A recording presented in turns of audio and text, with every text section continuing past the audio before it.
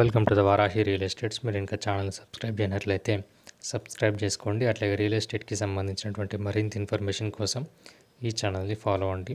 ఈ ల్యాండ్ ఉన్నటువంటి లొకేషన్ వచ్చేసి ప్రజ్ఞాపూర్ దగ్గర నుండి 5 కిలోమీటర్ డిస్టెన్స్లో ఉన్నటువంటి ల్యాండ్ ఇది. ఇది మనకు సేలింగ్ ఉన్నటువంటి ల్యాండ్ ఇది. బయట నుంచి చూసినట్లయితే మనకు గేట్ ఏర్పాటు చేసి చుట్టూ కూడా మనకు బౌండరీ ఏర్పాటు అయితే చేయడం జరిగింది. టోటల్ ల్యాండ్ వచ్చేసి 2 acres 20 గుంట వరకు మనకు సేలింగ్కి అయితే రావడం జరిగింది. ఈ ల్యాండ్లో మనకు ఒక గెస్ట్ హౌస్ అనేది ఏర్పాటు చేయడం జరిగింది. అట్లాగే అన్ని రకాల పండ్ల మొక్కలు అయితే వాళ్ళైతే పెంచడం అయితే జరుగుతుంది. అట్లాగే ఈ ల్యాండ్లో వేరే కొన్ని రకాల కూరగాయలు గట్రా వాళ్ళు పండించడం అయితే జరుగుతుంది. అట్లాగే చుట్టూ కూడా మనకు పండ్ల మొక్కలు అయితే పెంచడం అయితే జరుగుతుంది. ఇదే మనకు చివరి వరకు ఏదైతే కనిపిస్తుందో ఇదే మనకు ఈ ల్యాండ్కు ఉన్నటువంటి బౌండరీ ఇది. ఈ ల్యాండ్లో మనకు ఒక బోర్ కూడా అవైలబుల్గా ఉంది. ఫుల్ వాటర్ సోర్స్ తోటి ఉన్నటువంటి బోర్ ఇది. చూడొచ్చు మనం, ఇది ల్యాండ్ లోపల ఉన్నటువంటి లొకేషన్ ఇది.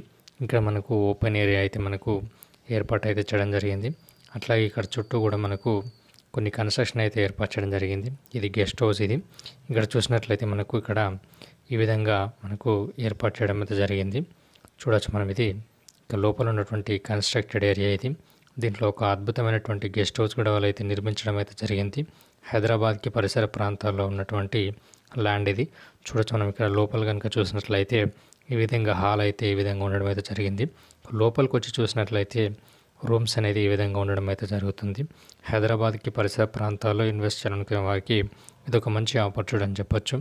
మీకు కనుక ఈ ల్యాండ్ ఇంట్రెస్ట్ ఉన్నట్లయితే డిస్క్రిప్షన్లో ఇచ్చినటువంటి నెంబర్ని కాంటాక్ట్ అయినట్లయితే పూర్తి వివరాలు అట్లాగే డాక్యుమెంట్స్ అయితే తెలియజేయడం జరుగుతుంది. మీకు కనుక ఈ వీడియో నచ్చినట్లయితే లైక్ చేయండి, షేర్ చేయండి.